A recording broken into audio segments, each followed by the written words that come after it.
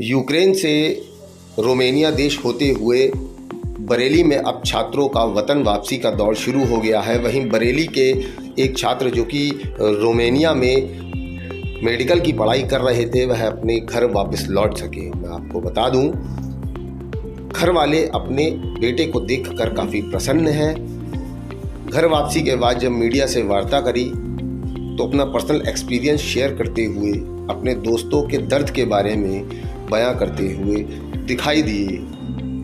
साथ ही साथ अपना पर्सनल अनुभव बताते हुए बताया कि भारत सरकार के अधिकारी खाने पीने की उचित व्यवस्था से लेकर सभी मेडिकल फैसिलिटी तक छात्रों को प्रोवाइड करा रहे हैं। कोविड गाइडलाइंस के तहत अभी कोरोना की जांच यूक्रेन से बाहर के देशों में भारतीय मूल के नागरिकों की नहीं हो रही है और वतन वापसी के लिए शनिवार और इतवार तक भारत सरकार के अधिकारी सभी छात्राओं को भारतीय मूल को वापस लाने का काम करेंगे। सर, मेरा नाम कृष्णकांत प्रसाद है। मैं यूक्रेन में इवानो फ्रांकेविच नेशनल मेडिकल यूनिवर्सिटी का चौथे वर्ष का छात्र हूँ। हम लोग अपने साथियों के साथ, पूरे यूनिवर्सिटी से जितने हमारे साथी थे उनके साथ हम लोग 26 तारीख को रोमानिया के बॉर्डर की ओर हम लोग निकले थे और वहाँ से हम लोगों ने बस किया था।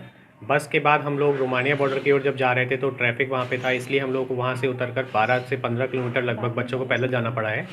बॉर्डर पहुँचने के बाद हम लोगों को काफ़ी भीड़ का सामना करना पड़ा है और भीड़ से निकलने के बाद हम लोग वहाँ से बॉर्डर क्रॉस किए और बॉर्डर क्रॉस करने के बाद वहाँ पर इंडियन एम्बेसी की गाड़ी बॉर्डर पर ही खड़ी है।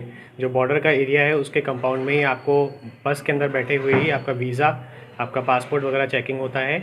आपको वहाँ पे कोविड सर्टिफिकेट या फिर पीसीआर की आपको चिंता करने की ज़रूरत नहीं है, वो किसी भी इंडियन छात्र को अभी नहीं देखा जा रहा है।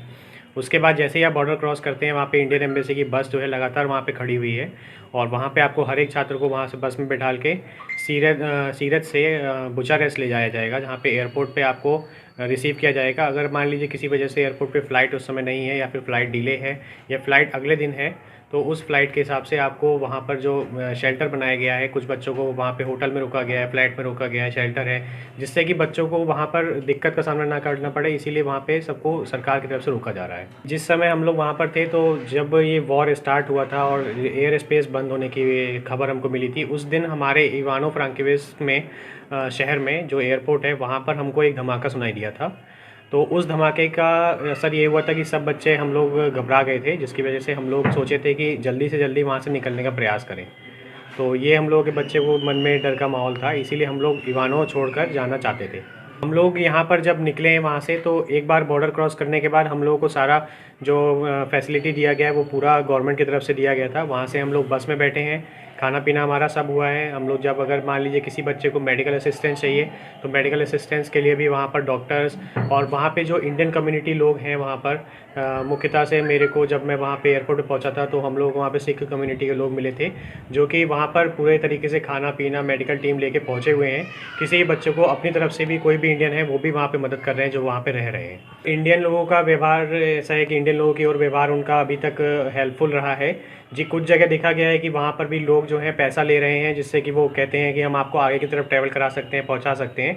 तो अभी एडवाइज़री की तरफ से, मिनिस्ट्री की तरफ से एडवाइज़री ये आया है कि आप लोग इन बातों पर ध्यान न दीजिए, आपको free of cost her cheese provide की जा रही है।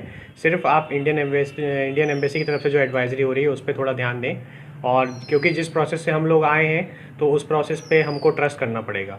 जिस बस में मैं आया था उस बस में करीब 74 बच्चे थे और वैसी 3 बसेस मेरे साथ में थी जो कि हम लोगों को एयरपोर्ट तक लेके गई थी और उसके पीछे भी लगातार बस आ रही थी।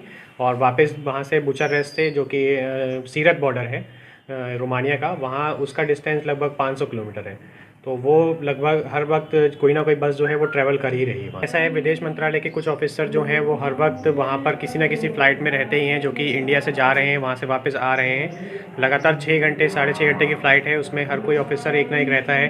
किसी भी तरीके की मेडिकल इमरजेंसी फ़्लाइट में भी अगर कोई होता है तो वो पूरी तरीके से अपने पास में हर तरीके की दवाई या सुविधा जितना हो सकता है उतना प्रोवाइड करा रहे हैं। देश की सरकार से पूरी तरीके से मदद मिल रही है हम लोगों को। देश की सरकार जो भी है, हम लोगों को भरोसा है उन पर, और जब तक पूरा इवैक्यूएशन नहीं हो जाता है, हम लोग को खबर मिली है कि इस शनिवार और रविवार तक सारे छात्रों को लाने के लिए पूरा प्रयास किया जा रहा है।